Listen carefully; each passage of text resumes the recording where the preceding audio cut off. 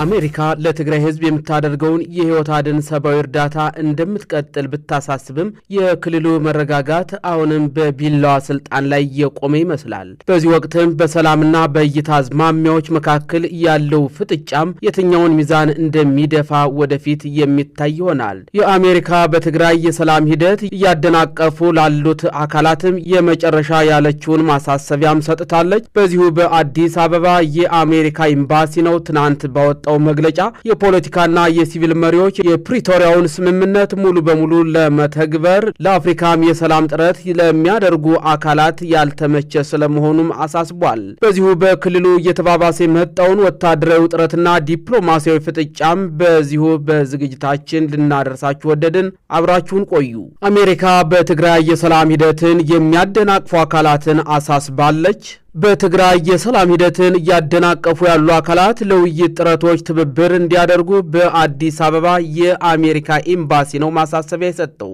በኢትዮጵያ የአሜሪካ ኤምባሲ የፖለቲካና የሲቪል ማህበረሰብ መሪዎች በፖለቲካ ውይይት ውስጥ መሳተፍና የፕሪቶሪያውን ግጭትም በዘላቂነት የማቆም ስምምነት ሙሉ በሙሉ መተግበር እንዳለባቸው አሳስቧል።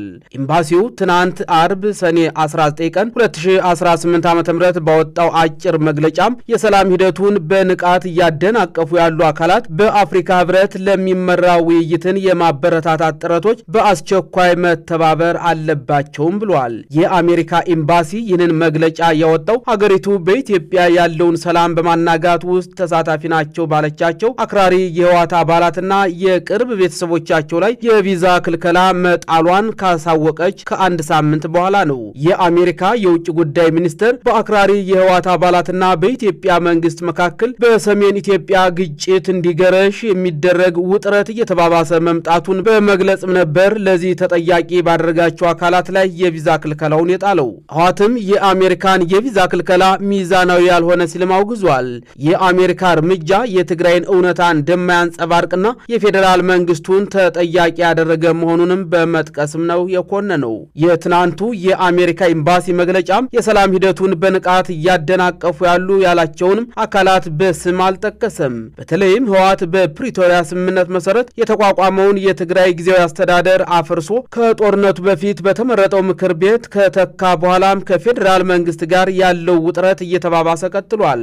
የክልሉ ምክር ቤት በቅርቡ ያወጣው አስገዳጅ ወታደራዊ አገልግሎትን የያዘው አወዛጋቢ አዋጅም ተግባራዊ እንዲሆን ማዟል። አስገዳጅ ወታደራዊ ምልመላዎችም በሰፊው እየተካሄዱ መሆናቸውንም የቢቢሲ ምንጮች አረጋግጧል። ከፍተኛ የኢትዮጵያ ባለስልጣናትም ህወሓት በጥቂት ቀናት ውስጥ ጦርነት ለመክፈት እየተዘጋጀ ስለመሆኑ በቅርቡ ከሰው ነበር።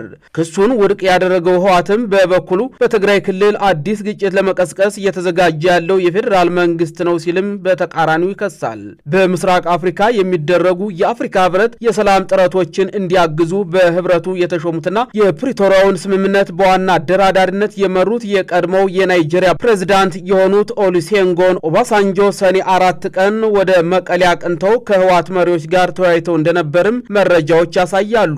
ኦባሳንጆ ውይይቱን ውጤታማ ሲሉ የገለጹት ሲሆን የህወሓት መሪዎች በበኩላቸው ውይይቱን ከአዲስ አበባ ጋር ተቋርጦ የነበረውን ግንኙነት እንደገና ለመጀመር የሚያስችሉ ጉዳዮች ላይ ያተኮረ እንደነበርም ነው የተናገሩት። የአሜሪካ ኤምባሲም በትናንትናው መግለጫው አሜሪካ በትግራይ ክልል ያለውን የፖለቲካና የሰብአዊ ሁኔታ እየተከታተለች እንደምትገኝም ጠቅሷል።